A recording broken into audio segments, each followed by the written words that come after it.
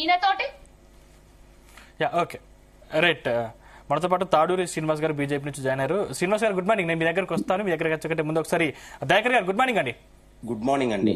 మొత్తం మీద అన్ని ప్రిపేర్ అయ్యి రావడానికి కేటీఆర్ గారు మీకు 48 గంటల టైం ఇచ్చారు. అంటే మొత్తం అన్ని ప్రిపేర్ అయ్యి రావడానికి 10 మంది నాయకులతో ప్రెస్ క్లబ్ కు వస్తా అని కూడా ఛాలెంజ్ స్వీకరించారు. ఛాలెంజ్ ఈ రోజు వచ్చే అవకాశాలు కూడా స్పష్టంగా కనిపిస్తున్నాయి. అంటే మీరు కూడా ఈ రోజు వెళ్తున్నారా? ఇవాళ రాష్ట్ర ముఖ్యమంత్రి గారు ఏదైతే ఎల్బీ స్టేడియంలో మన జరిగినటువంటి సభ ఏదైతుందో తెలంగాణ అభివృద్ధి మీద కావచ్చు, 18 నెలల పాలన కావచ్చు, ఇచ్చిన ఉద్యోగాలు కావచ్చు, అన్నిటిపైన చర్చకు ఈ ప్రభుత్వం సిద్ధంగా ఉంది. మీకు నిజంగా చిత్తశుద్ధి ఉంటే కేటీఆర్ గాని, హరీష్ రావు గాని, కేసీఆర్ గాని ఒక తెలంగాణకు ప్రతీక అయినటువంటి ఇలా నిండు అసెంబ్లీ సాక్షిగా అసెంబ్లీలో వచ్చి సవాలుకు సిద్ధం అంటే వాళ్ళు తోక ముడిచి ఇవాళ సోమాజిగూడ ప్రెస్ క్లబ్ లో రండి మేము తెలుసుకుందామంటే దేనికి సంకేతం? నేను విషయం చెప్పిందాక ఆగండి. విషయం ఎందుకంటే అంత తొందర నాకు అర్థం కాకూడదు. నేను విషయం మీరు మాట్లాడేటప్పుడు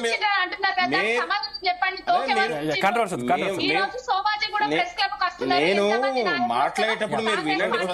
మీరు మాట్లాడేటప్పుడు వినండి.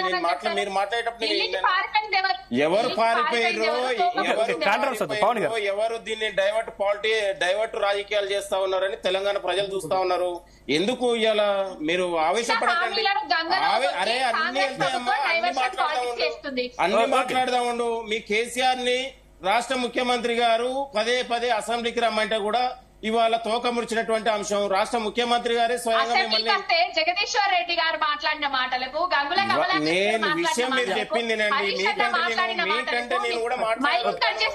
మీకంటే నేను కూడా అద్భుతంగా మాట్లాడగలుగుతాను. అన్ని విషయాల మీద మాట్లాడదాం. అంటే అసెంబ్లీలో మీరు తక్కువ సమయం కేటాయిస్తున్నారు, అసలు మాట్లాడే అవకాశం కూడా ఇవ్వట్లేదు అనేది బీఆర్ఎస్ ఆరోపణ. ఇప్పుడు మీరు అనేక సార్లు ప్రజల తరఫున చర్చకు సిద్ధమన్నారు. ముఖ్యమంత్రి గారే ప్రజల పక్షాన మీ ఏమైనా సమస్యలు ఉంటే లేవనెత్తండి, మా ప్రభుత్వం దృష్టికి తీసుకురండి, మనం మాట్లాడదాం అనేది పదే పదే కేసీఆర్ గారిని అనేక విధాలుగా రమ్మంటే కూడా తోక ముడిచి పారిపోయిన వాళ్ళు. ఇవాళ కాళేశ్వరం పైన విచారణ జరుగుతా ఉంది, ఫోన్ ట్యాపింగ్ పైన విచారణ జరుగుతా ఉంది. దీన్ని డైవర్ట్ పాలిటిక్స్ జరిగి తప్పించుకునే ధోరణిలో అన్ని వెళ్తాయి.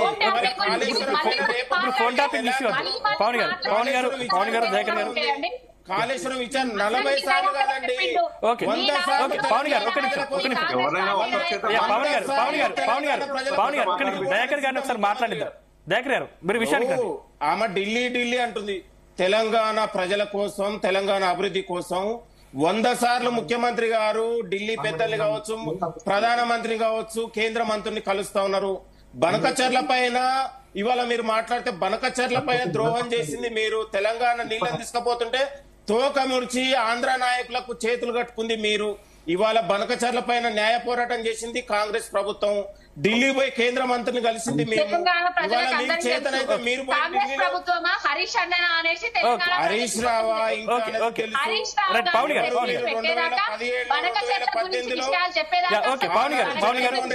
వచ్చి మాట్లాడుతుంది ఎవరు అనేది తెలంగాణ ప్రజలు చూస్తా ఉన్నారు. మీకు బాగా తెలుసు, తెలిసిన వాళ్ళు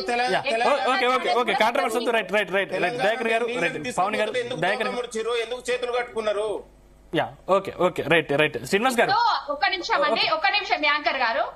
ఇప్పుడు బనకచెర్ల వీళ్ళకి ఎక్కడున్నదో తెలుసా? రేవంత్ రెడ్డికి ఎక్కడున్నదో తెలుసా? బేసిన్ అంటే ఏంటిదో తెలుసా? కాళేశ్వరం ఎక్కడున్నదో తెలుసా? కాళేశ్వరం ప్రయోజనాలు కాంగ్రెస్ వాళ్ళకి ఏమన్నా తెలుసా? కాళేశ్వరం ప్రయోజనాలు